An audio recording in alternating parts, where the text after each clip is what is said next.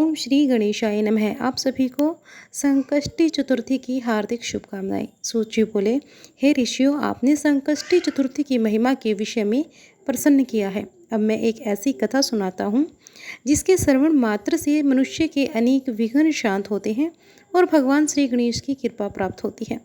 बहुत समय पहले सतयुग में हिमालय की तलहटी में आनंद वन नाम का एक सुंदर आश्रम था। वहाँ महर्षि वेद शर्मा अपने शिष्यों के साथ तपस्या करते थे। आश्रम में प्रतिदिन यज्ञ, वेद पाठ और भगवान गणेश जी की आराधना होती थी। उसी समय उस प्रदेश में भयंकर अकाल पड़ा। वर्षा बंद हो गई, नदियाँ सूखने लगी, खेत उजड़ गए, पशु पक्षी प्यास से व्याकुल हो उठे। प्रजा दुखी होकर राजा धर्मकेतु के पास पहुंची। राजा ने अनेक यज्ञ कराए, दान दिए, लेकिन संकट दूर नहीं हुआ। तो वे महर्षि वेद शर्मा के आश्रम पहुंचे और बोले, हे गुरुदेव, मेरी प्रजा कष्ट में है, कृपया ऐसा उपाय बताइए जिससे समस्त राज्य का कल्याण हो। अब महर्षि जी ने ध्यान लगाया और कुछ समय बाद उनकी आंखें खुली। उन्होंने कहा कि हे राजन, जब तक विघ्नों के स्वामी श्री गणेश जी प्रसन्न नहीं होंगे तब तक यह संकट समाप्त नहीं होगा। आने वाली कृष्ण पक्ष की चतुर्थी पिंगला संकष्टी है। उस दिन पूरा राज्य भगवान गणेश जी का व्रत करे और राजा ने तुरंत पूरे राज्य में घोषणा करवा दी। चतुर्थी के दिन सभी लोगों ने प्रातःकाल स्नान किया। घर घर भगवान गणेश की प्रतिमा स्थापित की गई। दूर्वा, लाल पुष्प, मोदक और फल अर्पित किए गए। पूरा राज्य ओम गण गणपते नमः इस मंत्र से गूंज उठा।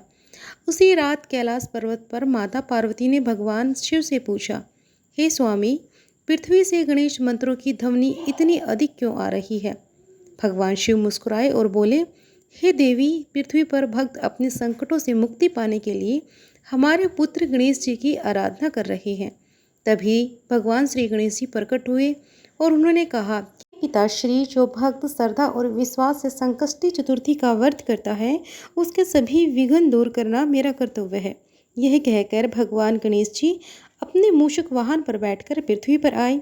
उन्होंने देखा कि राजा से लेकर निर्धन तक सभी एक समान भाव से उनकी पूजा कर रहे हैं। किसी ने सोने के पात्र चढ़ाए थे तो किसी ने केवल एक दूर्वा और जल अर्पित किया था, लेकिन भगवान की दृष्टि में तो सभी भक्त एक समान थे। भगवान गणेश प्रसन्न होकर बोले, हे भक्तों, मैं तुम्हारी श्रद्धा से प्रसन्न हूँ। आज से इस राज्य के सभी विघ्न दूर होंगे। इतना कहते ही आकाश में काले बादल छा गए।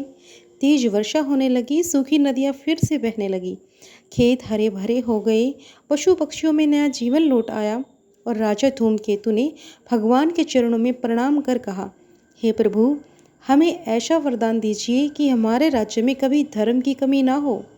अब भगवान गणेश जी बोले कि जहाँ धर्म, दया, सत्य और सेवा होगी वहाँ मेरी कृपा सदैव बनी रहेगी।